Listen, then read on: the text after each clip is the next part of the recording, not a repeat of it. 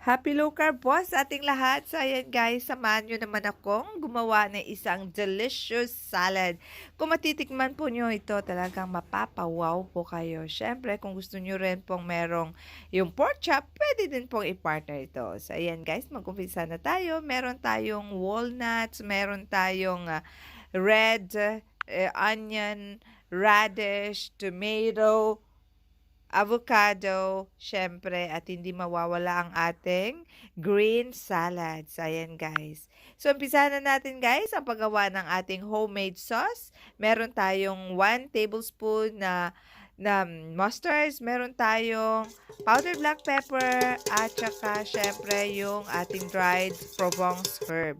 So, hindi na ako guys naglagay ng asin kasi ang ating mustards ay medyo maalat na. Pero depende yan sa inyo guys. Kung gusto nyo lagyan, pwede kayo maglagay. Tapos, ilagay na natin ang ating red onions at then ihalo na rin natin guys ang ating green salad. Pero guys, ang ating sauce ay meron siya, syempre, meron siyang olive oil at saka vinegar. Depende na yun guys kung ano vinegar ang gusto nyo. So, nahalo niya na natin ang ating sauce, ang ating green salad. Tapos, ilagay na natin ngayon guys ang ating tomatoes at saka ang ating radish. Maganda guys ang tomatoes kasi nakakadagdag yun ng kanyang sauce. So, yan guys, haluin natin maigi hanggang sa makorporate natin ang lahat ng mga ingredients. Tapos, lastly na po, ilalagay na natin ang ating nuts at saka isang buong hiniwa-hiwang avocado. So, ayan guys,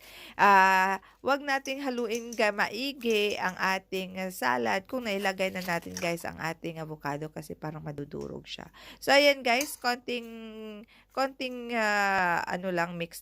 Tapos, pwede na natin ito guys i-serve. So, 'di ba? Napakasarap. Tingnan nyo naman guys. Talagang ang abundant kasi siya guys sa sauce. Kaya super duper sarap.